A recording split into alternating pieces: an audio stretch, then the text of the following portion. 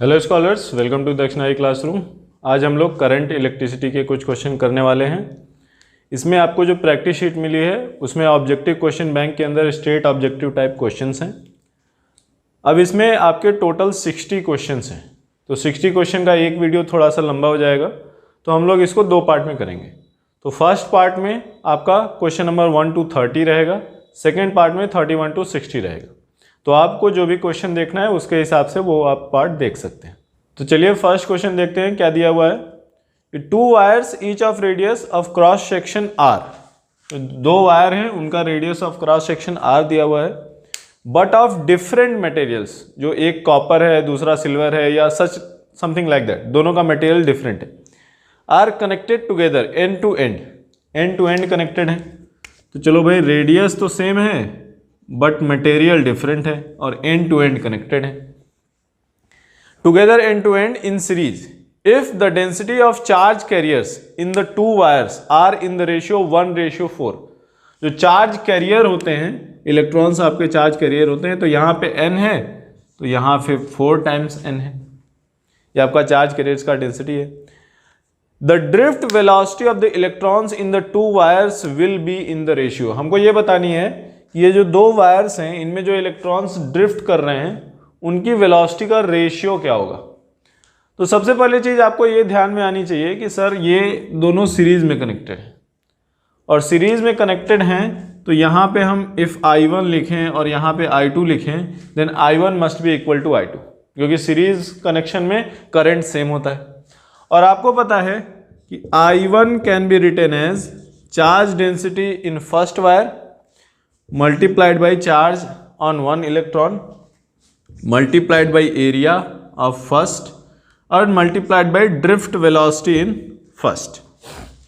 Now second क्या है, this must be equal to I2 and I2 is equal to N2 times E times area of 2 times VD2।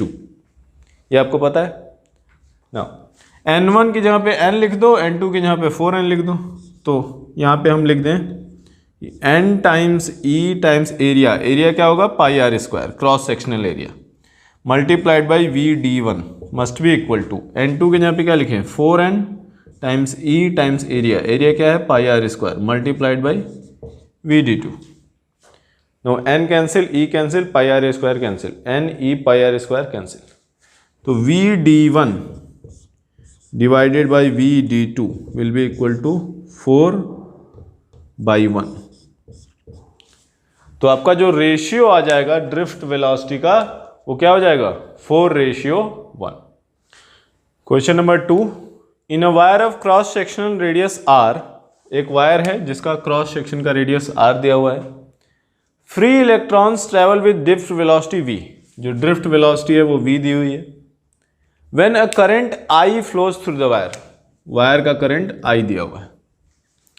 What is the current in another wire or half the radius, एक दूसरा wire है जिसका radius कितना है half है, half the radius end of the same material. Same material होने से क्या होगा आपका जो, देखो भाई अब कॉपर का चाहे जितना भी वायर ले लो, चाहे मोटा वायर चाहे पतला वायर, एज लॉन्ग एज वो कॉपर वायर है उसमें जो चार्ज डेंसिटी होगी वो सेम रहेगी, तो आपका चार्ज डेंसिटी रिमेन सेम। तो अनदर वायर का रेडियस हाफ है, चार्ज डेंसिटी रिमेन सेम, और ड्रिफ्ट वेलोसिटी ट्वाइस V है। जो ड्रिफ्ट वेलोसिटी है उसको हमने डबल कर दिया, तो यहाँ पे भी चार्ज डेंसिटी n, यहाँ पे भी n, और हमको I बताना है कि जो अनदर वायर है उसमें करंट कितना होगा।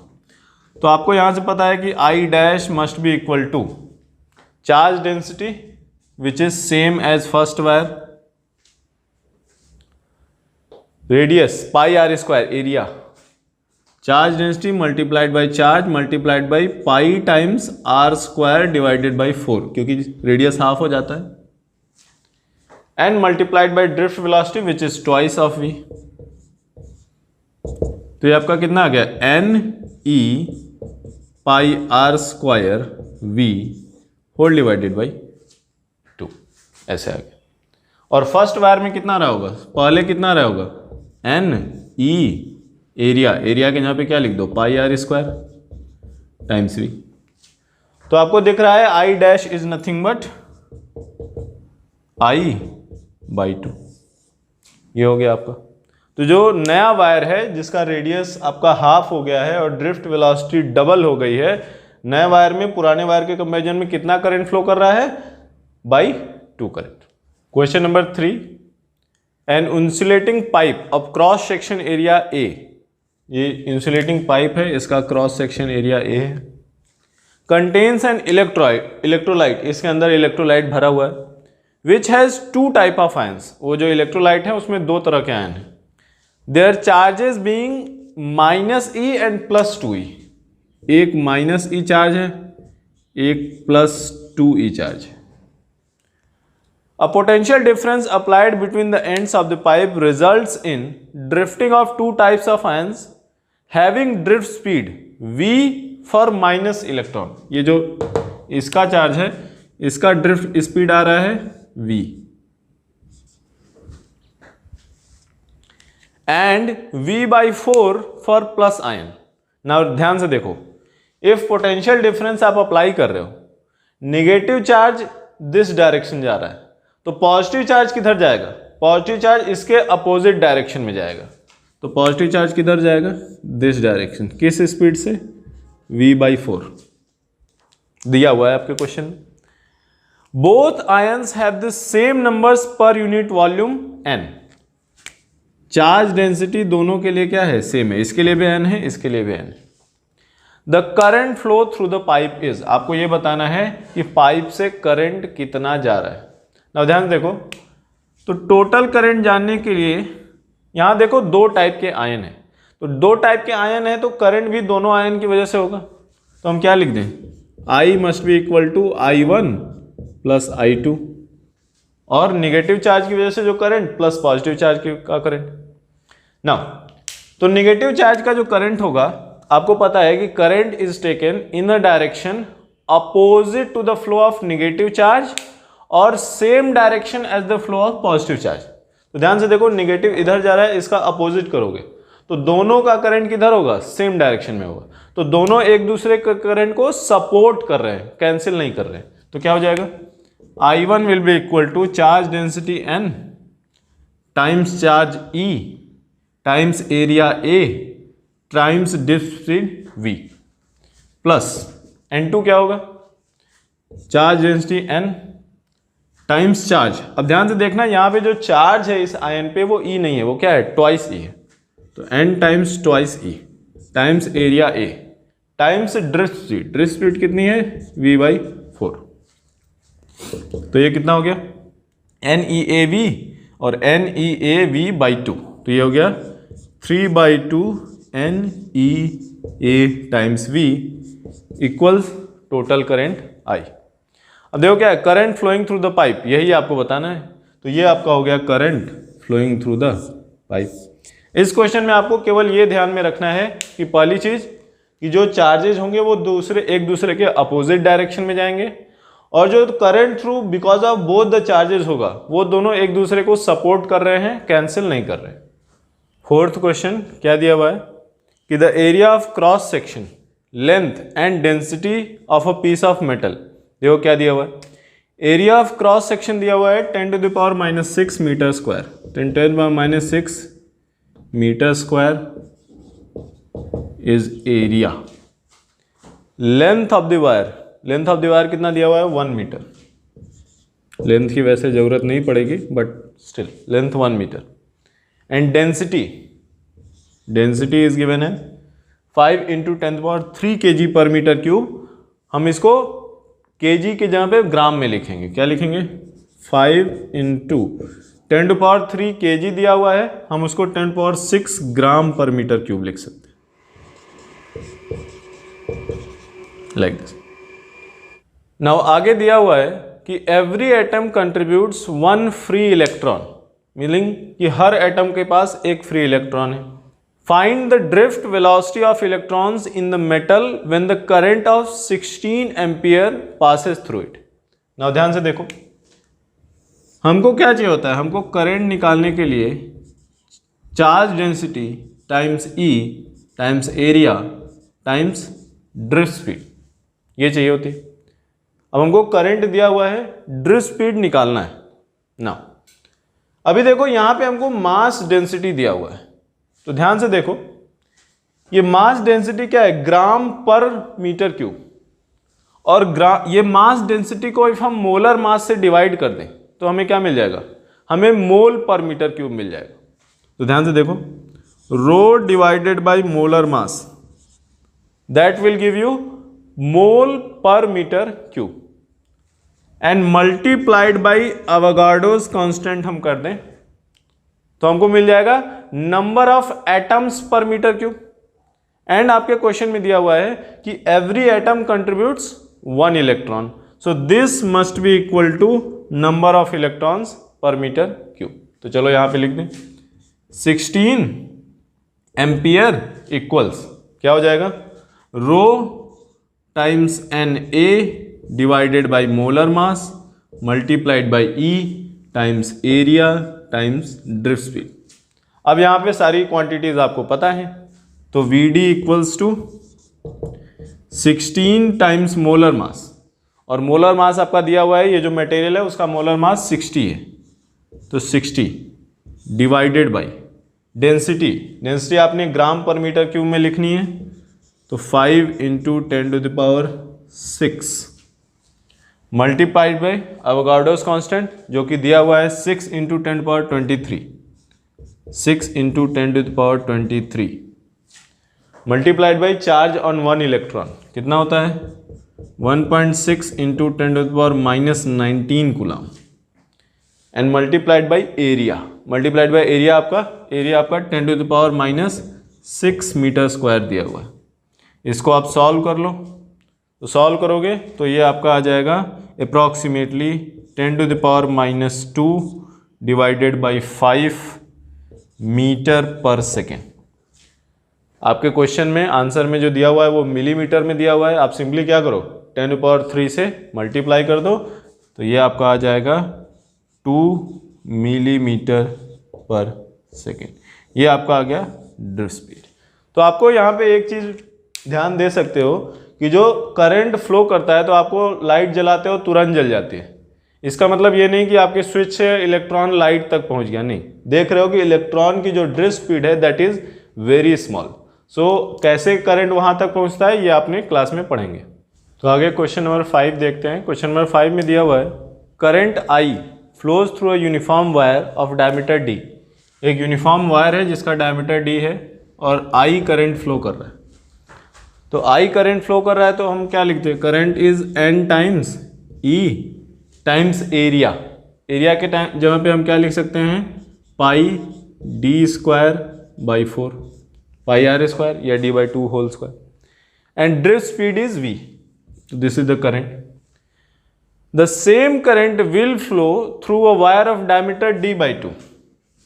Same current will flow through a wire of diameter d by 2। तो डायमीटर को आप डी बाई 2 कर दोगे तो एरिया कितना हो जाएगा, पाई डी स्क्वायर बाई 16 हो जाएगा। कब फ्लो करेगा, ड्रिफ्ट स्पीड कितनी चाहिए कि आपका सेम करंट फ्लो करे इवन इफ आपने डायमीटर को हाफ कर दिया।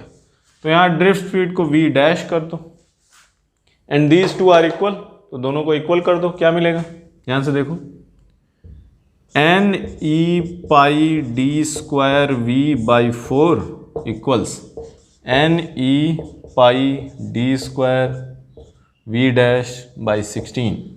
कैंसिल कर दो ये पूरा, तो v dash equal to 4 times v। Meaning ये आप क्या कर रहे हो, एरिया ऑफ द वायर को जो डायमीटर ऑफ द वायर है उसको आप हाफ कर दे रहे हो, फिर भी आपको सेम क्वांटिटी ऑफ करंट चाहिए, आपको करंट का मैग्नीट्यूड सेम चाहिए, तो आपको ड्रिफ्ट स्पीड को क्या करना पड़ेगा, 4 टाइम्स बढ़ाना पड़ेगा। क्वेश्चन नंबर 6 दिया हुआ है, a wire has a non uniform cross section as shown in the figure. Steady current flows through it. ये इसके अक्रॉस एक करंट जा रहा है। The drift speed of electrons at point P and Q is Vp and VQ। तो आपको कौन सा किस पॉइंट पे ड्रिफ्ट स्पीड ज्यादा होगा, किस पे ड्रिफ्ट स्पीड कम होगा, यही बताना है। Now since current will be same at both the points, current तो सेम है, चार्ज डेंसिटी सेम होगी क्योंकि मटेरियल सेम है, इलेक्ट्रॉनिक चार्ज सेम होगा, तो ओनली डिफरेंस क्या है, एरिया। तो N E area at P times V D at P must be equal to N E area at Q times V D Q. तो देखो क्या होगा कि area at P times V D Q, P equal to area at Q times drift speed at Q. तो यहाँ पे हम क्या बोलेंगे कि since at point Q area is greater, हम क्या बोलेंगे V at Q is less than V at P। यहाँ पे question number 7, a uniform copper wire carries current I and has P carriers per metre cube. तो current आपका I हो गया, carriers आपका P है, length of the wire is L, length of the wire L है, its cross sectional area is S metre square, cross sectional area is small s। If the charge on a carrier is Q, एक carrier पे Q charge है तो E की value क्या है Q। Then the drift velocity in metre per second is given by, बिल्कुल आसान है, करंट क्या होता है N times E times area times drift.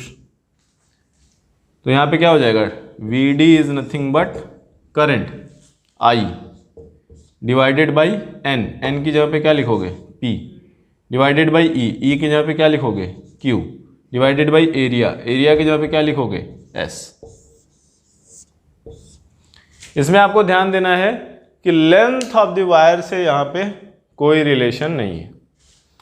Question number 8, the current in a metallic conductor is plotted against voltage at two different temperatures. भाई एक conductor है और वोल्टेज वर्सेस I का आपका ग्राफ है, लेकिन एक अलग अलग टेम्परेचर्स पे है, एक T1 पे है एक T2 पे।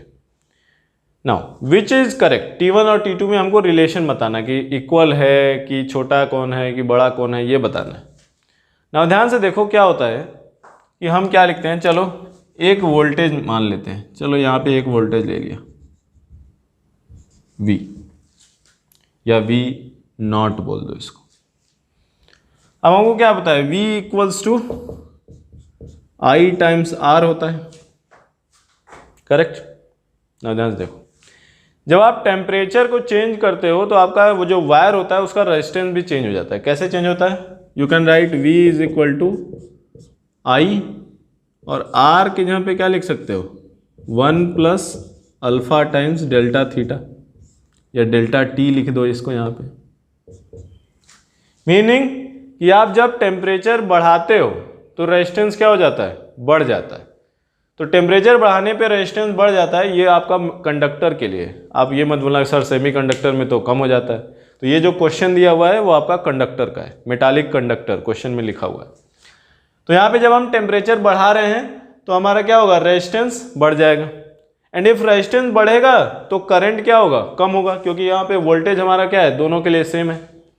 तो कहना इसे कि करंट जिसका कम होगा उसका रेजिस्टेंस ज़्यादा, या जिसका रेजिस्टेंस ज़्यादा उसका करंट कम। तो यहाँ ध्यान से देखो, सेम वोल्टेज के लिए T2 पे आपका करंट क्या है, कम है। For the same voltage current eight T2 is less, current eight T1 is more. तो क्या हम ऐसा लिख दें, resistance 1 is less then resistance 2, क्योंकि भाई जिसका रेजिस्टेंस कम उसका करंट ज़्यादा। And since resistance 1 is less then resistance 2 and temperature के साथ रेजिस्टेंस क्या होता है, इंक्रीज होता है, तो I can say T1 is less then T2। T2 आपका टेम्परेचर ग्रेटर है, T1 इज टेम्परेचर कम है। क्वेश्चन नंबर 9 में ये आपका सर्किट बना हुआ है एंड X, Y, Z तीनों जो लैंप है वो आइडेंटिकल है। Now which of the following changes to the brightness of the lamps occur when the switch S is closed. तो इनिशियली क्या है, इनिशियली स्विच S ये जो है ये ओपन है। तो भाई स्विच S जब ओपन है तो ये जो Z बल्ब है ये तो क्या होगा, ये तो जलेगा नहीं, इसमें से करंट फ्लो नहीं करेगा। ना ध्यान से देखो, इफ हम रेजिस्टेंस को R मान लें, यहाँ भी R, यहाँ भी R, यहाँ भी R, तो इफ दिस इज ओपन तो क्या होगा, R और R सीरीज में कनेक्टेड है और बैटरी क्रॉस है, तो टोटल करंट क्या हो जाएगा, I will be equal to V by twice R, V divided by R और R सीरीज में। एंड X1 से क्या होगा, ये जो XI होगा ये क्या होगा भाई, देखो टोटल करंट सीरीज में है तो XI भी क्या हो जाएगा, V बाई 2R। तो बल्ब का पावर क्या लिखोगे, I स्क्वायर R। तो पावर ऑफ X बल्ब का पावर क्या लिखोगे भाई, I square multiplied by R, तो V square divided by 4R square multiplied by R करोगे, R कैंसिल हो जाएगा, V square by 4R, that is your power of the bulb in the first case. And Y का भी power same होगा, तो यहां भी लिख दो P of Y। Second case, after switch is closed, switch को क्लोज करते हैं तो क्या होता है ना, स्विच को जब क्लोज करते हो तो ये दोनों बल्ब काम करने लगते हैं। तो अब ये R और ये R किस में कनेक्टेड है, सीरीज में कनेक्टेड है, सॉरी पैरेलल में कनेक्टेड है। तो अब ये R और ये R किस में कनेक्टेड है, पैरेलल में कनेक्टेड है। तो पैरेलल में कनेक्टेड है तो अब टोटल रेजिस्टेंस क्या हो जाएगा, ध्यान से देखो, ये R और R पैरेलल में कनेक्ट कर दोगे R/2 और ये R/2 इसके साथ सीरीज में कनेक्टेड है, तो टोटल कितना हो जाएगा 3R/2। तो यहां पे क्या हो जाएगा, टोटल करंट सेकेंड केस क्या हो जाएगा, V divided by 3R/2 which is twice V divided by 3R। This is the total current and this current will only flow through यहां पे ऐसे। तो क्या होगा, तो power of X in the second case क्या बताओगे भाई, I square multiplied by R, तो I स्क्वायर कर दो तो 4V square divided by 9R square multiplied by R करोगे 9R बच जाएगा।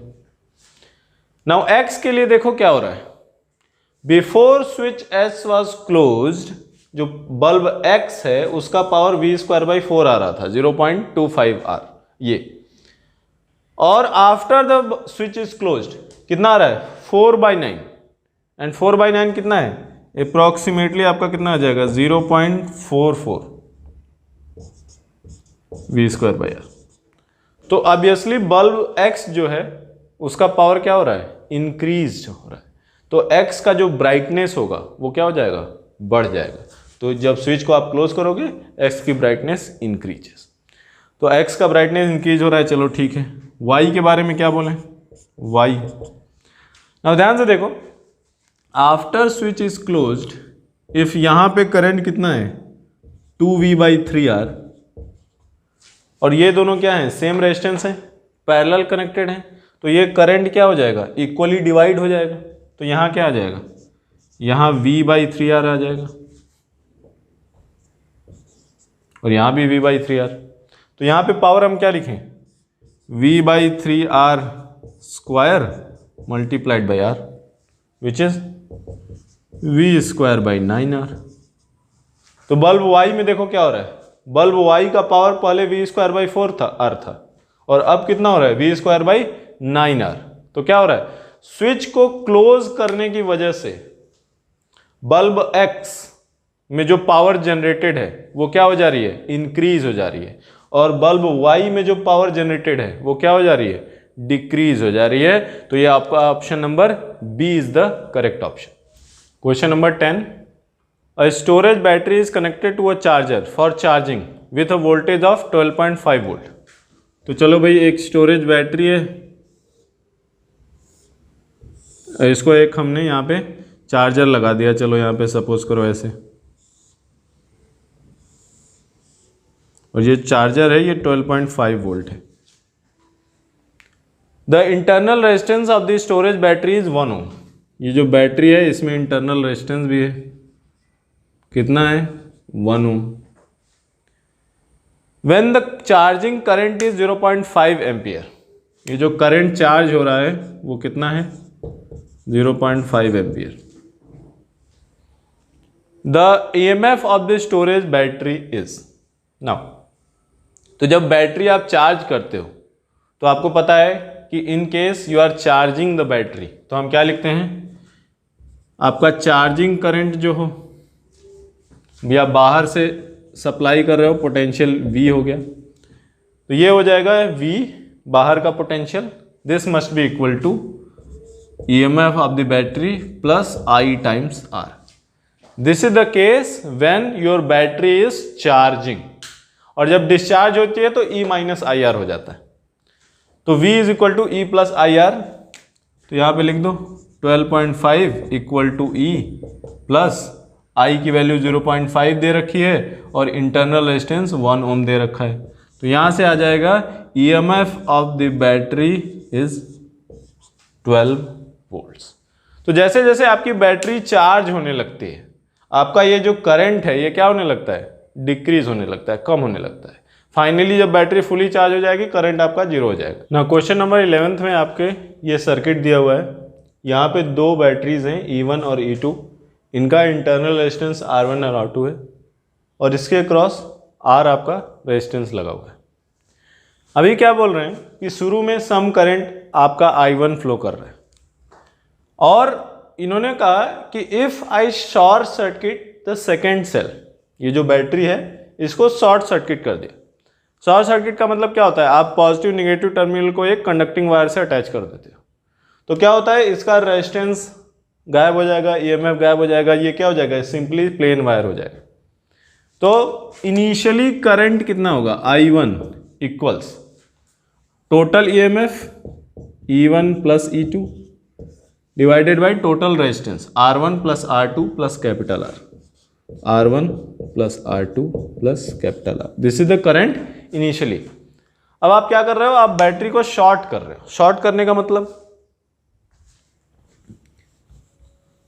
शॉर्ट करने का मतलब हमने क्या किया, ये हमने बैटरी को शॉर्ट कर दी, तो अब कितना करंट जाएगा, I2 is equal to E1 divided by R1 plus R। अब आपका क्या है, उन्होंने बोला कि शॉर्ट करने की वजह से जो फाइनल करंट है this should be greater then initial current, this current should be greater then this, तो लिख दो E1 divided by R1 plus capital R must be greater then E1 plus E2 divided by R1 plus R2 plus capital R। Now अब इसको solve करेंगे, क्या मिलेगा, ध्यान से देखो। सॉल्व करोगे तो यहाँ से आपको मिल जाएगा कि E1 times R2 must be greater than E2 times R1 plus capital R। So if this condition is satisfied then आपका शॉर्ट करने की वजह से जो करंट आएगा वो ओरिजिनल करंट से ज़्यादा होगा। Question number 12, a battery consists of a variable number n of identical shells having internal resistance connected in series। दो भाई बैटरी है, सीरीज कनेक्शन है, तो क्या बोलते हो कि EMF, total EMF is nothing but भाई En, n number of batteries को हम सीरीज में कनेक्ट कर दें तो क्या होगा, total EMF will be n times E, and total resistance क्या हो जाएगा, ये हो जाएगा n times R, series connection है। अब terminals of the battery are short circuited, then the current I is measured, तो भाई करंट I, तो यहाँ ध्यान से देखो क्या करें, बैटरी इंटरनल रेजिस्टेंस, फिर बैटरी, फिर इंटरनल रेजिस्टेंस, फिर बैटरी, और यहाँ पे फिर से इंटरनल रेजिस्टेंस, और ऐसा चलता जाए, और यहाँ पे हम इसको क्या कर दे रहे हैं, शॉर्ट कर दे रहे हैं। तो करंट जो फ्लो होगा वो क्या हो जाएगा, total EMF divided by total resistance. तो यहाँ पे क्या लिख देंगे कि current I is equal to NE divided by NR which is equal to E by R। Meaning कि आप चाहे 2 बैटरी लगा के शॉर्ट करो, चाहे 10 बैटरी लगा के शॉर्ट करो, चाहे 100 बैटरी लगा के शॉर्ट करो, चाहे जितनी भी बैटरी लगा के आप शॉर्ट करो, जो करंट फ्लोइंग थ्रू रहेगा वो हमेशा आपका क्या होगा, E बाई R ही होगा, करंट फ्लोइंग में कोई फर्क नहीं आएगा। अब आपको ग्राफ बताना है कि current versus number of batteries का ग्राफ क्या होगा। तो भाई अभी अभी हमने देखा है कि current is constant independent of number of battery. तो भाई n की वैल्यू चाहे जितनी भी हो जाए, करंट क्या रहेगा, कांस्टेंट रहेगा। तो यहां पे करंट को कांस्टेंट कर दो। So this is your current versus number of batteries graph, which is option number D. Question number 13 जो है उसमें दिया हुआ है कि in the previous problem if the cells had been connected in parallel, cell जो है n नंबर ऑफ सेल्स हैं उनको हम क्या कनेक्टेड कर दें, पैरेलल कनेक्ट कर दें, तो क्या होगा। विच of the above graphs would have shown the relationship between total current I and n। तो भाई देखो पैरेलल करंट में EMF क्या लिखते हैं, total EMF E total is nothing but, कैसे लिखते हो आप, E1 by R1 plus E2 by R2 plus so on and whole divided by 1 by R1 plus 1 by R2 plus 1 by R3 plus so on, ऐसा। तो n number of batteries हैं तो क्या लिखें, n times E by R whole divided by n times 1 बाई R। तो यहाँ पे पैरेलल में आपका पोटेंशियल क्या रहेगा, पोटेंशियल रिमेन्स E। आपका आप एक बैटरी पैरेलल में कनेक्ट करो, 2 कनेक्ट करो, 3 कनेक्ट करो, 4 कनेक्ट करो, आपके पोटेंशियल पे कोई भी फर्क नहीं आता, पोटेंशियल रिमेन्स सेम। नाउ यहाँ पे देखो रेजिस्टेंस क्या होगा, R इक्विवेलेंट। तो 1 बाई R equivalent is nothing but 1 by R1 plus 1 by R2 plus and so on. तो n नंबर ऑफ शेल्स हैं तो R equivalent will be R by n। तो पैरेलल में कनेक्ट करने से जो बैटरीज का इंटरनल रेजिस्टेंस होता है वो इक्विवेलेंट जो होता है वो ओरिजिनल से कम हो जाता है। तो भाई करंट क्या लिखोगे यहाँ पे, I is nothing but potential divided by resistance which is how much, E divided by R by n, तो ऊपर n आ जाएगा which is n times E by R। तो ध्यान से देखो क्या हो रहा है कि जब आप सीरीज में कनेक्ट कर रहे थे तो करंट चेंज नहीं हो रहा था, पोटेंशियल चेंज हो रहा था, और जब पैरेलल में कनेक्ट कर रहे हो तो करंट आपका चेंज हो जा रहा है, पोटेंशियल चेंज नहीं हो रहा है। तो यहां पे हमको I वर्सेस n का ग्राफ बनाना हो तो क्या करेंगे, ध्यान से देखो ये आपका y is equal to mx के टाइप का ग्राफ दिख रहा है। देखो I को y एक्सिस ले लो, n को x ले लो, E बाई R को m ले लो। तो y is equal to mx graph कहाँ से पास करेगा, ओरिजिन से पास करेगा, और ये स्ट्रेट लाइन ग्राफ होगा। तो ये भाई n हो गया, ये I हो गया, ये आपका स्ट्रेट लाइन ग्राफ हो गया I versus n। Question number 14 आपका ये एक सर्किट दिया हुआ है जिसमें बैटरी 1 यहाँ पे 6 वोल्ट की बैटरी है, उसका इंटरनल रेजिस्टेंस 1 ओम है। बैटरी 2 वोल्ट की बैटरी है जिसमें इंटरनल रेजिस्टेंस 3 ओम है। अब ये पूछ रहे हैं कि भाई अब तो करंट फ्लो करेगा, तो potential difference across the terminals of battery 2 will be how much. इस क्वेश्चन को करने के लिए सबसे पहले तो ये देखें कि भाई ये बैटरी का EMF ज़्यादा है, ये इसका EMF कम है, तो करंट कैसे फ्लो करेगा, current will flow like this. कितना फ्लो करेगा हमको पता नहीं। तो चलो भाई इसमें क्या करें, किसी भी एक पॉइंट से लेके लूप लॉ लिख दो। क्या लिखोगे, चलो यहां से स्टार्ट करते हैं। करंट के डायरेक्शन में जाएंगे तो हमारा पोटेंशियल क्या होता है, कम होता है। तो minus of 3I minus of 2 minus of 1I plus 6 equals 0। Loop law use किया हमने, क्या मिल गया हमको यहाँ पे, minus of 4I plus 4 equal 0, meaning I is equal to 1 ampere. Meaning this circuit में 1 एम्पियर का करंट क्या हो रहा है, फ्लो कर रहा है, और दिस डायरेक्शन में फ्लो कर रहा है, like this, clockwise, anti clockwise. अभी क्या होगा, ध्यान से देखो, बैटरी का EMF तो 2 वोल्ट है। अब टर्मिनल्स ऑफ द बैटरी क्या होगा भाई, ये जो इंटरनल रेजिस्टेंस है हम दिखाते हैं ऐसे, लेकिन है तो वो बैटरी के अंदर, तो क्या हो गया, चलो भाई ये टर्मिनल ए हो गया, ये टर्मिनल बी हो गया, और करंट आपका दिस डायरेक्शन में फ्लो कर रहा है। तो करंट आपका किधर से फ्लो करता है, हाई वोल्टेज से लो वोल्टेज की तरफ फ्लो करता है करंट आपका। तो VA माइनस VB, तो VA आपका हाई वोल्टेज है, तो क्या लिखोगे, VA minus VB will be equal to, क्या हो जाएगा, ध्यान से देखो, I टाइम्स ये आपका R, और I टाइम्स R, और ये +2 वोल्ट, टोटल करंट उधर डिक्रीज हो रहा है। तो VA minus VB will be I times 3 ohm +2 volt which is equal to I 1 ampere आ गया है, तो ये 5 वोल्ट। नाउ अब कोई पूछे कि sir what will be the potential across the terminals of battery 1, that will also be 5 volt only. क्यों, क्योंकि ध्यान से देखो क्या हो रहा है, ये बैटरीज पैरेलल में शॉर्ट सर्किटेड है, तो इसका प्लस इसके प्लस से कनेक्टेड है, इसका माइनस इसके माइनस से कनेक्टेड है, तो दोनों के क्रॉस पोटेंशियल तो क्या रहेगा, सेम ही रहेगा। क्वेश्चन नंबर 16 क्या दिया हुआ है, ये सर्किट दिया हुआ है। सर्किट में क्या है, यहाँ पे एक सेल है, 3 वोल्ट EMF और 1 ओम इंटरनल रेजिस्टेंस, यहाँ पे 15 वोल्ट EMF 2 ओम इंटरनल रेजिस्टेंस, और एक क्रॉस में एक रेजिस्टेंस R लगा हुआ है। और ये पूछ रहे हैं कि what should be the resistance of R such that potential difference across the terminals of this cell is 0। AB के क्रॉस पोटेंशियल डिफरेंस 0 है।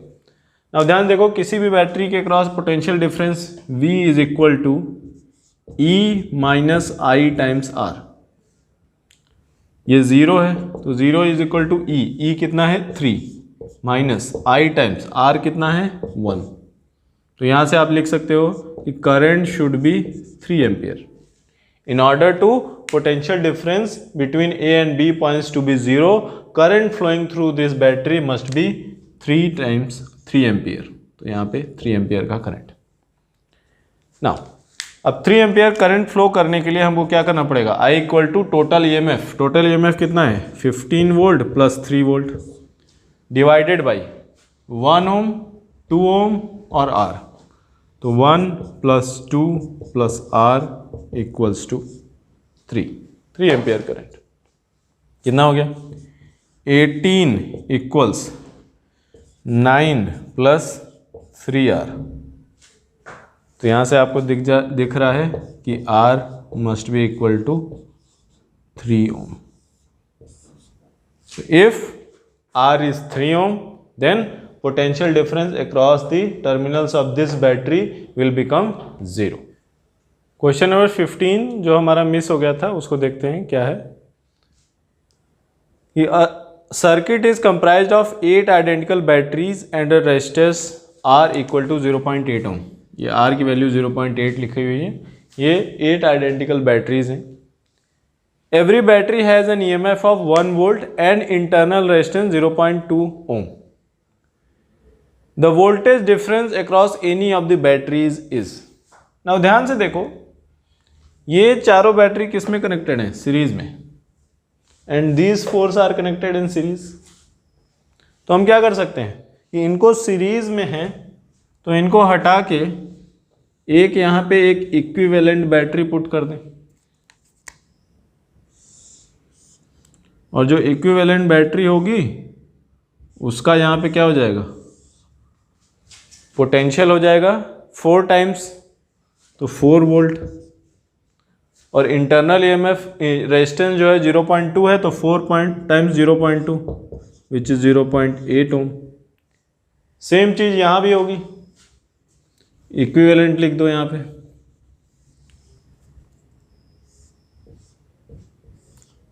फोर वोल्ट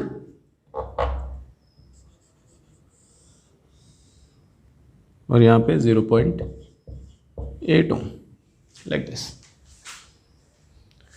अभी आप ध्यान से देखो, ये दोनों बैटरीज आपका आइडेंटिकल है। Now this battery will try to move current in this direction in through this resistor, and this battery will try to move current in this direction। So these two are trying to move in the opposite direction current. And since both are identical, तो current through resistance R क्या हो जाएगा? 0 हो जाएगा. तो ये R से कोई करंट जाएगा ही नहीं. तो आपका एक्चुअली आपका सर्किट कैसे काम करेगा? The circuit will actually behave like this, कि यहाँ पे कुछ है ही नहीं, आपका जो करंट है वो ऐसे फ्लो कर रहा है लाइक दिस. अब ये करंट ऐसे फ्लो कर रहा है तो total EMF divided by total resistance हमको करंट दे देगा. क्या होगा? 4 वोल्ट प्लस से माइनस कनेक्टेड है तो ऐड हो जाएगा. तो total EMF is 8 volt and total resistance is 0.8 तो 1.6 ओम. तो यहाँ पे आपका हो गया I equals to 8 divided by 1.6 which is how much? 5 ampere. ये जो करंट फ्लो कर रहा है वो कितना है? 5 एम्पियर करंट. तो 5 एम्पियर करंट है, ध्यान से देखो. तो एक बैटरी के क्रॉस पोटेंशियल हमको बताना हो तो क्या करते हैं भाई? Potential difference is equal to EMF minus I times internal resistance. और ईएमएफ कितना है एक बैटरी का? 1 वोल्ट माइनस करंट कितना है? 5 और इंटरनल रेजिस्टेंस कितना है? 0.2. तो आपका यहाँ पे कितना आ गया कि potential difference across any of the 8 individual cells is how much? 0 volt. Question number 17. A wire of length L and 3 identical cells of negligible internal resistance are connected in series. तो भाई सीरीज में connected है, चलो लगा देते हैं. एक shell, 2 shell, 3rd shell और ये वायर यहाँ पे. भाई वायर है तो वायर का कुछ रेजिस्टेंस भी होगा R. वायर का मास M लिख देते हैं. Due to the current the temperature of the wire is raised by delta T in time T, small t. ना ध्यान से देखो क्या होगा भाई. आप यहाँ पे क्या लिख सकते हो? Potential is 3 times V square by R आपका पावर होता है. तो 3V आपका टोटल पोटेंशियल हो गया, V square divided by resistance R, V square by R times T. ये हो गया हीट प्रोड्यूस्ड. और हीट प्रोड्यूस क्या होता है? MS delta T. यहाँ ऐसे. अब क्या बोल रहे हैं कि n number of similar sales is now connected in series with a wire of same material, same cross section, but of length twice L. जो वायर था उसका लेंथ पहले L था, अब क्या हो गया? twice L हो गया. तो आपको पता है रेजिस्टेंस क्या होता है? R is equal to rho times L by area होता है. तो लेंथ डबल कर दोगे तो रेजिस्टेंस भी क्या हो जाएगा? डबल हो जाएगा. तो हम क्या बोलेंगे कि R dash is nothing but 2R. तो क्या लिखोगे यहाँ पे? सेकेंड केस में क्या लिखोगे? n times V square divided by resistance की value 2R multiplied by time की वैल्यू क्या है? सेम है, must be equal to. Remember length हमने डबल किया है, एरिया सेम है, तो भाई वॉल्यूम डबल हो गया. और वॉल्यूम डबल हो गया, डेंसिटी सेम है, तो मास भी क्या हो जाएगा? डबल हो जाएगा. तो 2 टाइम्स मास times S times delta T. अब आपको बताना है कि ये n की वैल्यू क्या है. तो करो, कैसे करोगे भाई? यहाँ पे क्या लिखा है? This is equal to 2 times MS delta T और MS डेल्टा T की वैल्यू ये है, तो लिख दो 2 times 9V square T by R equal to this.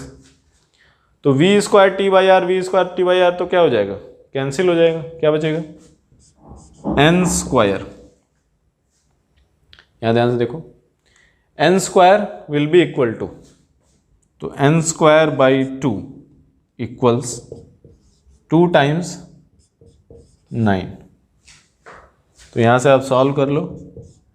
n will be equal to 6, meaning कि L लेंथ को वायर को हीट करने के लिए हमको 3 सेल की जरूरत थी. तो लेंथ डबल कर दे और सेम टेम्परेचर बढ़ाना है सेम टाइम में, तो हमको ये जो सेल्स अटैच हैं इनकी संख्या भी क्या करनी पड़ेगी, डबल करनी पड़ेगी। क्वेश्चन नंबर 18 क्या है, यहाँ पे एक सर्किट है, सर्किट में आपके रेजिस्टेंस लगे हुए हैं और हमको बताना है कि कौन से रेजिस्टेंस से कितना करंट जा रहा है। ना ध्यान से देखो, ये 4 है, ये 2 के साथ सीरीज में कनेक्टेड होगा, इसके साथ भी सीरीज में, तो ये टोटल कितना हो जाएगा 8, और ये 8 और ये टोटल 8 पैरेलल में होंगे, तो इक्विवेलेंट कितना हो जाएगा 4। अब ये पूरा इक्विवेलेंट 4 2 6 2 8, वापस से 8 के साथ पैरेलल, ये फिर से इक्विवेलेंट 4 4 3 7 2 9, तो ये जो पूरा सर्किट आ रहा है इसका इक्विवेलेंट रेजिस्टेंस कितना आ रहा है 9 ओम्स। तो total current through the battery कितना हो जाएगा, I equal to 9 volt divided by 9 ohm which is equal to 1 ampere. तो बैटरी के थ्रू करंट यहाँ पे 1 एम्पियर जा रहा है और ये 8, ये इक्विवेलेंट 8, तो क्या हो जाएगा, हाफ हो जाएगा करंट। तो यहाँ पे 0.5 और इधर भी 0.5, और यहाँ पे फिर से ये 8, ये टोटल 8, फिर से हाफ हो जाएगा, तो यहाँ पे 0.25 और इधर भी 0.25। तो ये हो गया आपका current through all the resistance. तो यहाँ पे 0.25, इधर भी 0.25, यहाँ भी 0.5 और यहाँ पे वापस से 1 एम्पियर। तो यहाँ पे आपको देखना है कि ऑप्शन नंबर डी जो दिख रहा है कि द रेजिस्टेंस 4 ओम, ये 4 ohm current through 4 ohm resistance is 0.25 ampere is the correct option, बाकी के तीनों ऑप्शन रॉन्ग। क्वेश्चन नंबर 19, ये आपका एक शेप दिया हुआ है, resistance of all the wires between any two adjacent dots is R. ये आपका स्टार बना हुआ है। अब ये स्टार का जो हर डॉट है, हर डॉट के बीच का रेजिस्टेंस कितना है, 2 डॉट्स के बीच का रेजिस्टेंस आर है, मीनिंग कि this is R, this is R, ये भी आर, यहाँ भी, ये भी, ये भी, and so on. The resistance between each dot is R. Now अभी पूछ रहे हैं कि there are 2 points, point A, point B, तो पॉइंट ए और बी के बीच में इक्विवेलेंट रेजिस्टेंस कितना होगा। नाउ ध्यान से देखो, this R and this R is in series, तो क्या हो जाएगा ट्वाइस आर, और ये जो 2R है दिस R के अक्रॉस किससे कनेक्टेड है, पैरेलल में कनेक्टेड है, तो दिस 2R और दिस R कितना हो जाएगा 2R multiplied by R divided by 2R plus R, which is how much 2R by 3। तो क्या हो गया, दिस, दिस एंड दिस, इन तीनों को हटा के हम क्या लिख सकते हैं 2R by 3 लिख सकते हैं। तो क्या होगा, ध्यान से देखो, तीनों को हटा के यहाँ पे हमने क्या लिख दिया 2R by 3, and same will be the case यहाँ पे और यहाँ पे। देखो ये दोनों सीरीज में फिर पैरेलल में, तो इनको भी हटा के यहाँ पे क्या लिख दो 2R by 3 लिख दो।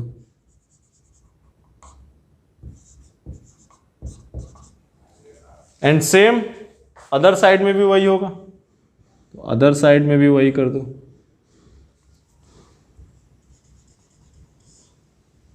टू आर बाई 3,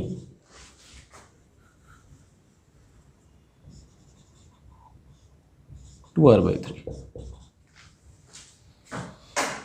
अब ये भी आर है, ये भी आर है, लेकिन इसको हम सीरीज नहीं कर सकते क्योंकि ये आपका टर्मिनल है, टर्मिनल के अक्रॉस है वो अलग साइड में ना। अभी ध्यान से देखो, इफ़ यू पे अटेंशन, यहाँ से आर, ये 2R बाई 3, 2R बाई 3 क्या हो जाएगा सीरीज में कनेक्टेड हो जाएगा, तो ऐड कर दो, क्या मिल जाएगा, इन दोनों को हटा के यहाँ पे क्या लिख दो 4R बाई 3।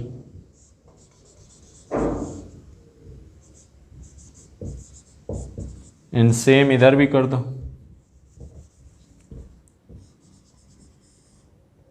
4R बाई 3, और ये R, ये R।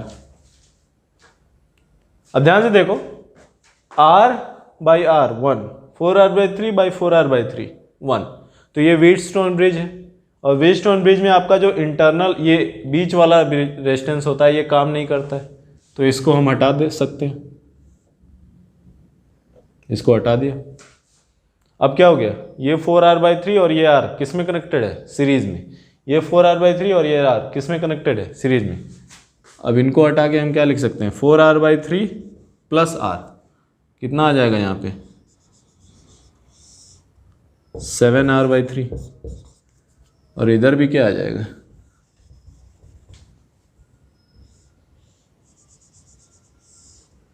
7r/3।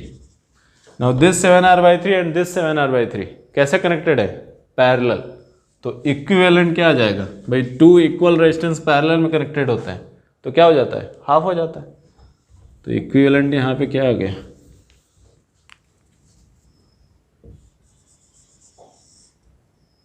7r/6। तो पॉइंट ए और पॉइंट बी के बीच में इक्विवेलेंट रेजिस्टेंस कितना आया 7r/6। क्वेश्चन नंबर 20 करेंगे। क्वेश्चन नंबर 20 में ये सीरीज दिया हुआ है, कनेक्टेड आपका रेजिस्टेंस है। अब इसमें क्या दिया हुआ है, ये इनफाइनाइट लैडर नेटवर्क है। लैडर नेटवर्क का मतलब कि यहाँ पे सब आर यहाँ पे रखा हुआ है, यहाँ पे R1 रखा हुआ है। अभी ये पूछ रहे हैं कि what should be the ratio of R1 and R2। R1 R2 का रेशियो क्या होना चाहिए कि applied value of voltage is half after each section. मतलब यहाँ पे इफ V अप्लाइड है तो यहाँ पे आपका हाफ हो जाए और यहाँ पे फिर उसका हाफ और यहाँ पे फिर उसका हाफ और ऐसे हाफ होता जाए। तो आप क्या बताओगे कि सर ऐसा होने के लिए, ध्यान से देखो आप ये लैडर देखो तो लैडर इनफाइनाइट है। तो इनफाइनाइट है, इफ हम यहाँ से काट दें लैडर को तो क्या होगा, फिर से वही वैल्यू रहेगी। सिंपल, चाहे आप यहाँ से काट दो फिर से पूरा वही लैडर रहेगा क्योंकि इनफाइनाइट लैडर है। तो लेट अस अज्यूम, हम ये अज्यूम करते हैं कि जो पूरा लैडर है उसका आपका रेजिस्टेंस है आपका x है। तो क्या बोलोगे, ये टोटल रेजिस्टेंस x, इतना काट दो फिर भी क्या बचेगा, x ही बचेगा। इतना काट दोगे फिर भी क्या बचेगा, फिर भी x बचेगा। तो इफ ये इतना रेजिस्टेंस x है, इसको हटाने के बाद अब ध्यान से देखो, पोटेंशियल आपका हाफ हो रहा है। पोटेंशियल हाफ हो रहा है का मतलब कि इफ ये करंट I है, इफ यहां पे I करंट आपका जा रहा है तो यहां पे क्या हो जाना चाहिए, यहां पे I/2 हो जाना चाहिए और ये I/2 हो जाना चाहिए ऐसा। फिर इधर क्या हो जाएगा, यहाँ पे I/2, ये I/4, फिर इधर I/4। अब ध्यान से देखो, ये आपका I/2 यहाँ से आ जा रहा है। तो हाफ करंट होने के लिए क्या है, पैरेलल। तो क्या है, यहाँ पे सपोज करो कि ये आपका R2 कनेक्टेड है और यहाँ पे आपका X कनेक्टेड है। तो हाफ होने के लिए X इक्वल भी क्या होना चाहिए, R2 होना चाहिए, तभी तो हाफ होगा ना।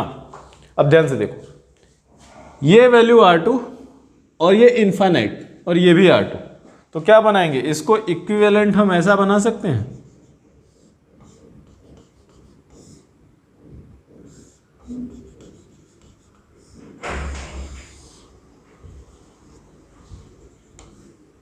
R1 R2 ये R equivalent which is also equal to R2। तो क्या हो जाएगा यहाँ पे टोटल इक्विवेलेंट, ये R2 क्या हो जाएगा, R2/2।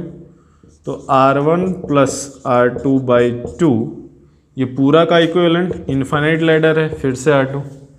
तो क्या होना चाहिए, R1/R2 इक्वल्स 1/2। ये आपका आंसर आ जाएगा।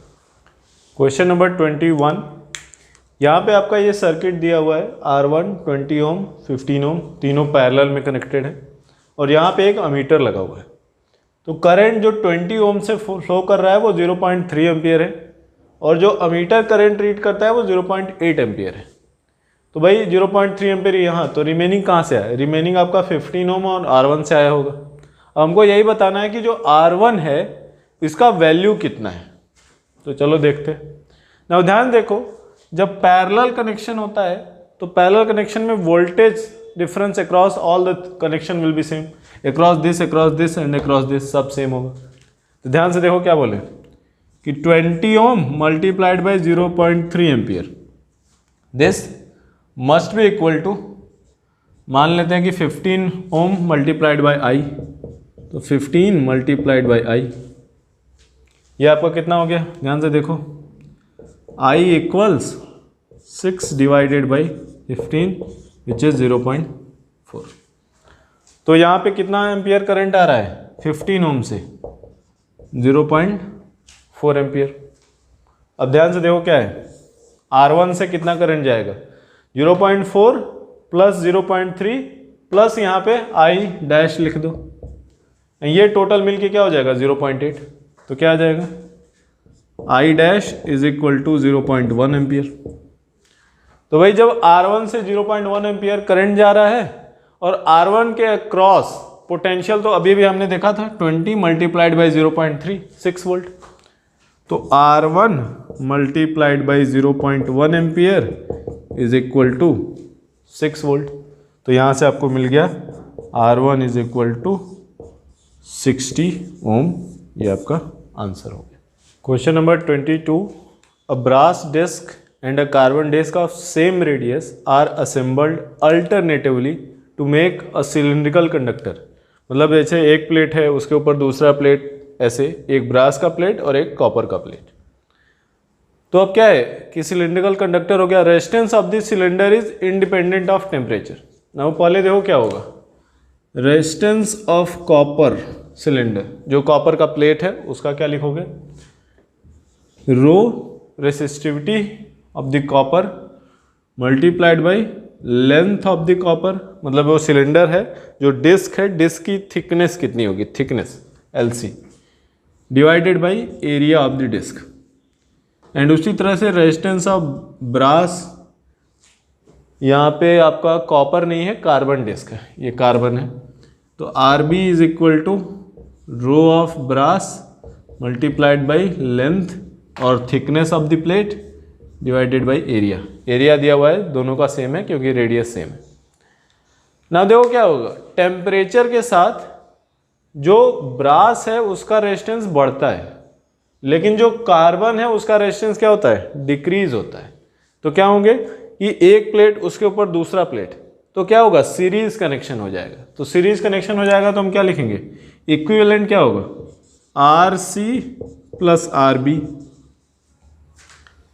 लेकिन ये आपका जब टेम्परेचर बढ़ाओगे तो जो कार्बन का रेजिस्टेंस है वो क्या हो जाएगा, RC times 1 minus alpha C times delta theta plus RB 1 plus alpha B delta theta.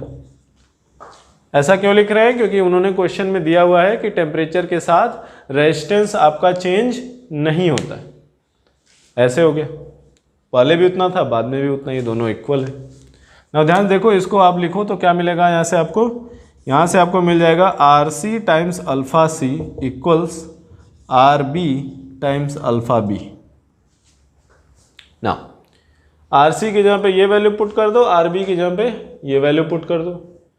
ध्यान से देखो, A दोनों तरफ सेम है, कैंसिल हो जाएगा, क्या बच जाएगा, rho C times LC times alpha C equals rho B times LB times alpha B। अब आपको क्वेश्चन में ये पूछ रहे हैं कि what is the ratio of the thickness of the brass disc to that of the carbon disc, मतलब LB divided by LC की वो वैल्यू पूछ रहे हैं। तो यहाँ से हो गया आपका रो C divided by alpha C divided by rho B times alpha B। This must be equal to thickness of the brass disc divided by thickness of the carbon disc. If this is the ratio and radius is same, then आपका temperature के साथ आपका जो resistance है वो change नहीं होगा। ऐसा क्यों हो रहा है, ऐसा इसलिए हो रहा है क्योंकि जब टेम्परेचर आपका बढ़ रहा है तो ब्रास डिस्क का रेजिस्टेंस तो आपका इंक्रीज हो रहा है, लेकिन कार्बन का रेसिस्टिविटी आपका नेगेटिव में जाता है टेम्परेचर के साथ, तो यहाँ पे कार्बन की रेजिस्टेंस क्या हो जाएगी, कम हो जाएगी। क्वेश्चन नंबर 23 क्या दिया हुआ है, in the circuit shown what is the potential difference VPQ, VP minus VQ बताना है आपको। ना ध्यान दो कि ये जो लूप है यहाँ पे आपको दो लूप दिख रहे हैं, एक ये और एक ये। हमको करंट नहीं पता तो हम क्या करेंगे, किरचॉफ्स लूप लॉ का यूज़ करेंगे। क्या करेंगे, तो चलो मानते हैं कि यहाँ पे एक ऐसा लूप ले लेते हैं और यहाँ पे ऐसे लूप ले लेते हैं। तो क्या हो जाएगा, यहाँ पे करंट I1 आ गया, यहाँ पे ऐसे करंट I2 आ गया, यहाँ पे I1 है, और इसमें I1 प्लस I2। अब क्या होगा, लूप हमने लगाया तो यहाँ पे देखो क्या आएगा, यहाँ से स्टार्ट करते हैं तो 2 वोल्ट माइनस ऑफ 2I1 और यहाँ पे कोई रेजिस्टेंस नहीं है तो 4 माइनस 0 प्लस 4 और यहाँ पे आप वापस अगेन आपका क्या हो जाएगा, minus of 1 times I1, this must be equal to 0। इसको आपने सॉल्व कर लिया तो माइनस 3I1 इक्वल टू 6, यहाँ पे प्लस 6, तो यहाँ पे आ गया I1 equal to 2 ampere current. तो ये आपका दिस ब्रांच में करंट आ गया 2 एम्पियर ऐसे ना। अभी क्या होगा कि सेम लूप यहाँ पे हम सेकंड में लगाएंगे, क्या आएगा, चलो Q से स्टार्ट करते हैं, यहाँ तक आए कोई रेजिस्टेंस नहीं, नो पोटेंशियल ड्रॉप, यहाँ पे क्या आ गया 4, फिर यहाँ पे आए, फिर दिस डायरेक्शन, ध्यान से देखो ये करंट का डायरेक्शन है, तो करंट का डायरेक्शन है, आप करंट के डायरेक्शन में जा रहे हो तो minus of 2 times I2 plus 1 volt, फिर minus of 3 times I2, this is equal to 0। तो यहाँ से आपको मिल गया I2 इक्वल्स 1 एम्पियर, तो यहाँ पे करंट आपको मिल गया 1 एम्पियर। तो चलो अब पॉइंट P से पॉइंट Q तक की बात करते हैं।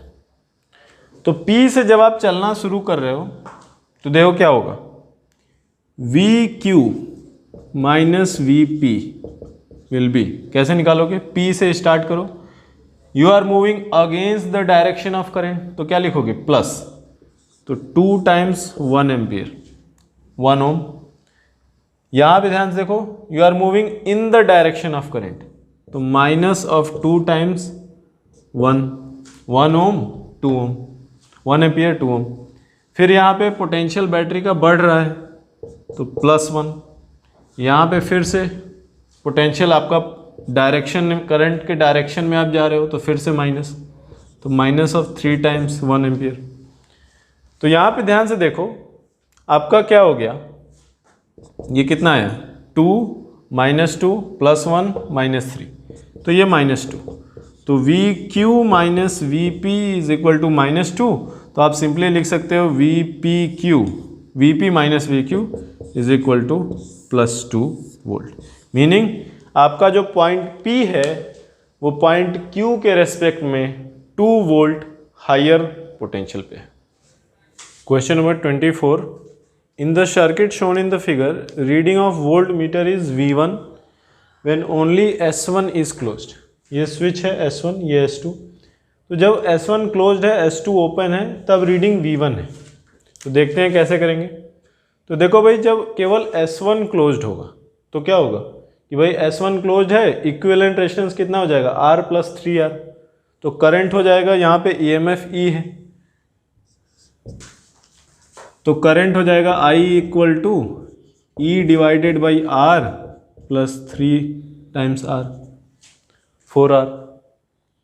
और ये करंट हो गया, तो ये वोल्ट मीटर किसके क्रॉस मेजर करेगा 3R के क्रॉस, तो V1 क्या आ जाएगा आपका 3R multiplied by E by 4R, R से R कैंसिल कर दो, 3E बाई 4, ये हो गया। सेकेंड में क्या होगा कि व्हेन ओनली V2, ये तुम्हारा V2 क्या है, when only S2 is closed, तो V1 आपका 3E बाई 4 आया था, इसको लिख लेते हैं। सेम वे में जब S2 क्लोज होगा, इधर से करंट नहीं जाएगा, केवल इधर जाएगा, तो I will be equal to E divided by 6R plus R 7R, and V2 will be equal to 6R multiplied by this, तो आपका V2 आ जाएगा 6E बाई 7, तो यहाँ पे V2 लिख लो 6E बाई 7। एंड दिया हुआ है कि when both switch are closed, S1 S2 both are closed, तब आपका क्या आता है V3 आता है। तो S1 S2 दोनों को क्लोज कर दो तो क्या होगा, ये आपके पैरेलल कनेक्शन हो जाएंगे, और पैरेलल कनेक्शन में कितना आपका रेजिस्टेंस आएगा 6 टाइम्स 3 डिवाइडेड बाई 6 प्लस 3, तो ये आपका कितना आ जाएगा, देखो 2 ओम आ जाएगा इक्विवेलेंट। तो यहाँ पे अब कितना आपका करंट आएगा, I equals E divided by R plus equivalent 2 ओम, तो 3R। और इसी तरह से V3 आपका कितना आ जाएगा, देखो इन दोनों के क्रॉस पोटेंशियल मेजर कर रहे हो, तो 2R multiplied by E by 3R, R से R cancel, twice E by 3। तो यहाँ पे आ गया V3 equals twice E by 3।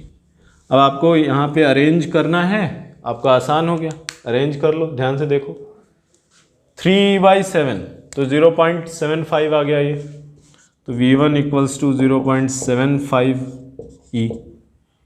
V2 कितना आ रहा है 6E/7, तो ये आपका आ जाएगा 0.8 और 5 अप्रॉक्सीमेटली, ये आ गया।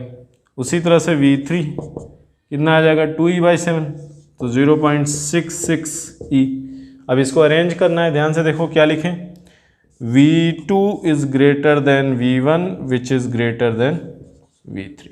तो ये आपका अरेंजमेंट हो गया in the decreasing order of potential.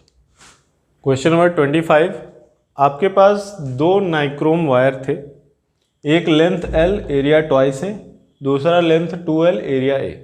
इनको आपने ऐसे अटैच कर दिया। अब उन्होंने ये बोला कि लॉन्गर वायर का जो फ्री एंड है वो 8 वोल्ट पोटेंशियल पे है और जो शॉर्टर वायर का फ्री एंड है वो 1 वोल्ट पोटेंशियल पे है। हमको ये बताना है कि ये जंक्शन का पोटेंशियल कितना होगा, V डैश। ना सबसे पहले तो इनको रेजिस्टेंस के फॉर्म में लिख लें।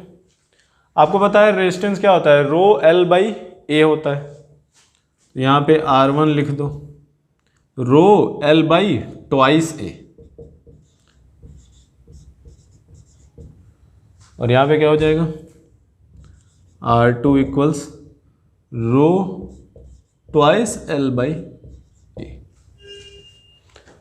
तो क्या होगा कि यहाँ पे ध्यान से देखो R1 और R2, तो कैन आई राइट R1 को इफ हम सिंपली R लिख दें तो R2 को क्या लिखना पड़ेगा, 4 टाइम्स R लिखना पड़ेगा, ठीक है। तो करंट आपका कितना है, देखो current flowing through the wire, I is nothing but कितना वोल्ट पोटेंशियल डिफरेंस है, 7 वोल्ट, 8 वोल्ट वहाँ पे 1 वोल्ट यहाँ पे, 7 वोल्ट का difference divided by R plus 4R which is 5R।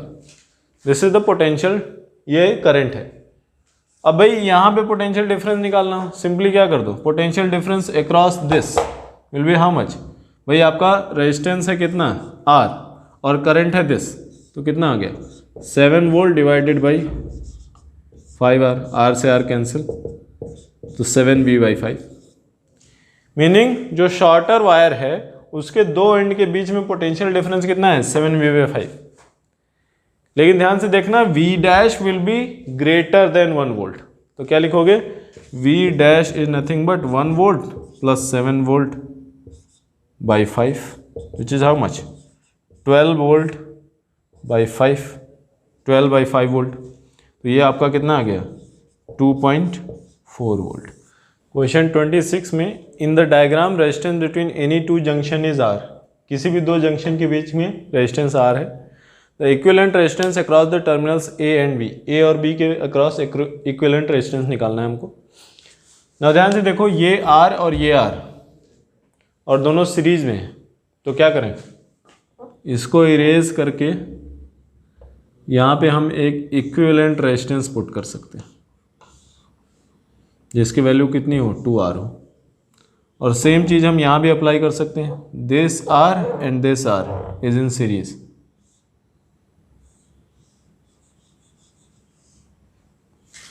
और यहाँ पे 2R। ध्यान देखो this 2R and this R, यहाँ पे R है विच इज इन पैरेलल, तो 2R और R पैरेलल में होगा तो क्या होगा 2R/3 हो जाएगा।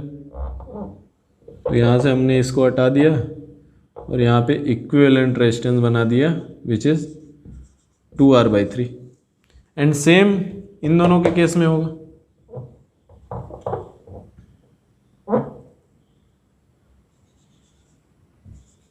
To R/3। अब ध्यान से देखो, this 2r/3 and this 2r/3 in series, तो ये सबको हटा के यहाँ पे एक इक्विवेलेंट रख दें,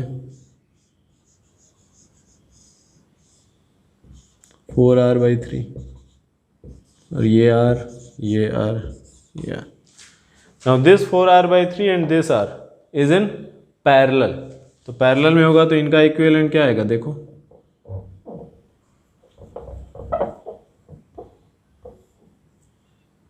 यहाँ पे आपका आ गया 4r/7 and this 4r/7 and this r is in series. तो सीरीज में होगा तो यहाँ पे क्या आएगा,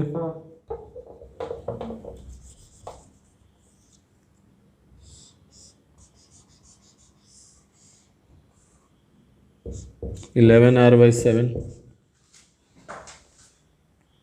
नाउ अब ये देखो 11r/7 प्लस r, ये r जो है ये आपका किस में है, देखो 4r/7 था यहाँ पे प्लस, और जो r था सीरीज में था. नाउ ये पैरेलल में है, पैरेलल में है तो कितना आएगा, 11r/7 multiplied by r divided by 11r/7 plus r, which is how much, 11r divided by 18. तो यहाँ पे क्या हो जाएगा, इन सबको मिटा के इक्विवेलेंट आप बना सकते हो यहाँ पे.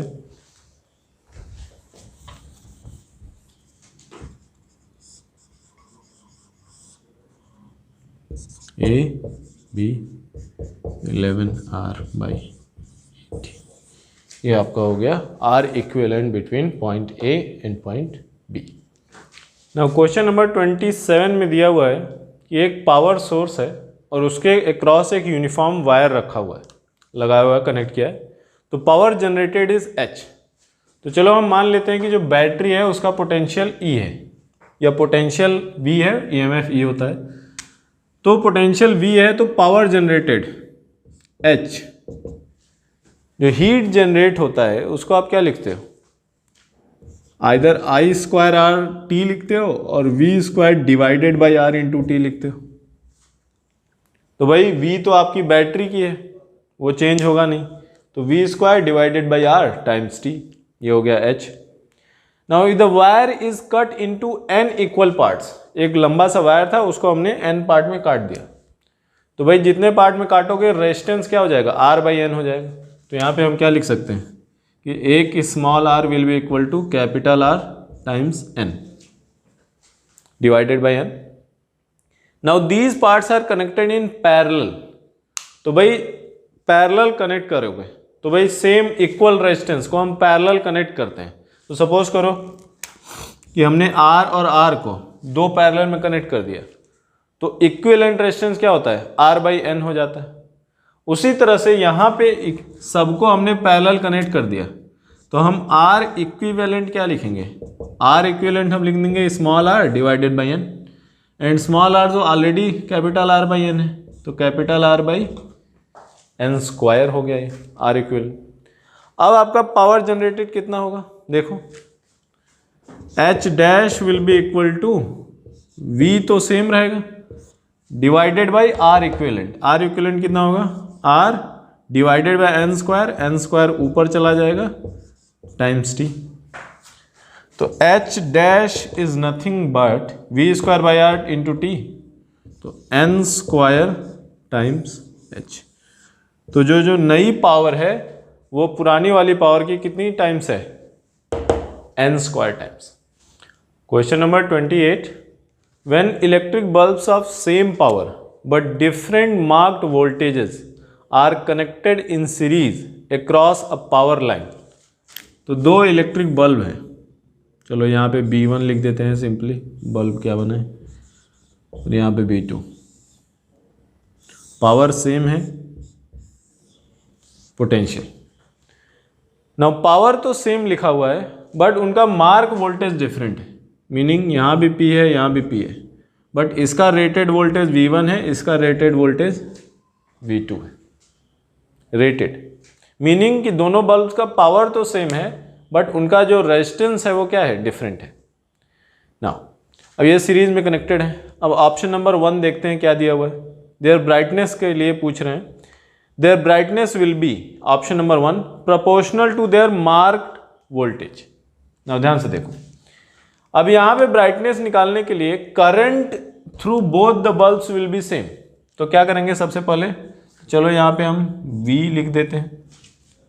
तो करंट आप लिखोगे I is nothing but V divided by, अब देखो R1 क्या लिखोगे, पावर आपका क्या होता है, mark voltage V1 square divided by R1, ऐसे लिखते हो आप पावर। तो यहां पे R1 को हम क्या लिख सकते हैं, V1 square divided by P। तो R1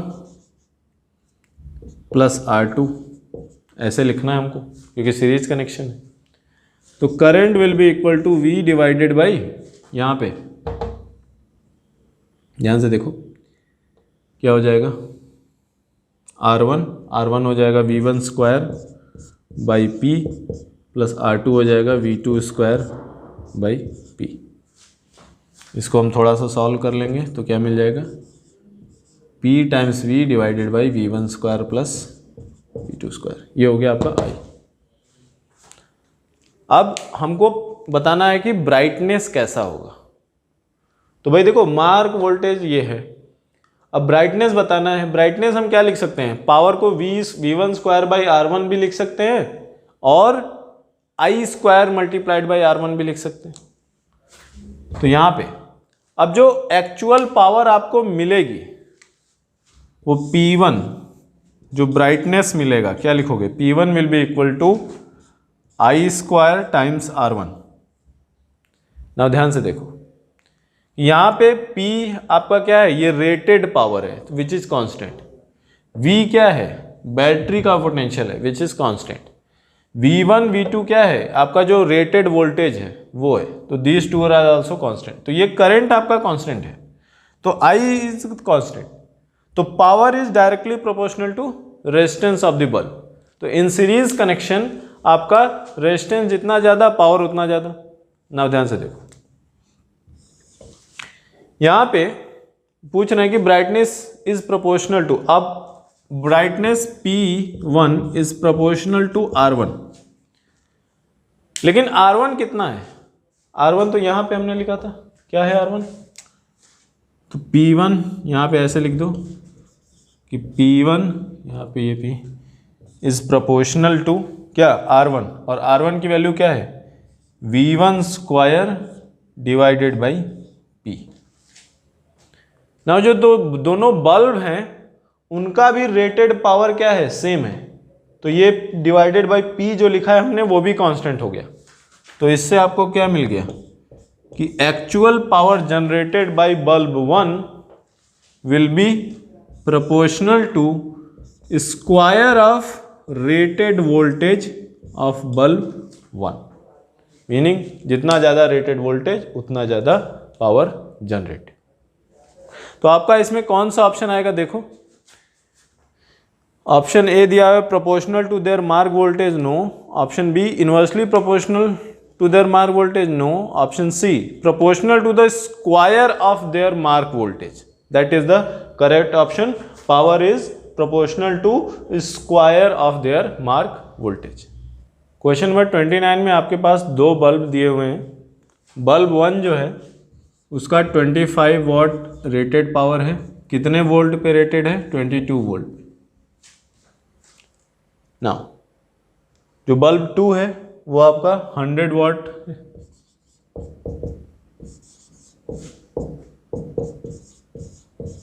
कितने वोल्ट पे रेटेड है, 220 वोल्ट पे।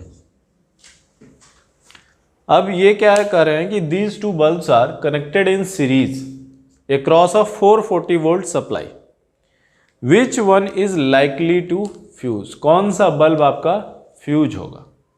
ना ध्यान से देखो क्या बोलेंगे यहाँ पे कि सबसे पहले तो रेजिस्टेंस निकाल लेते हैं, कितना आ जाएगा,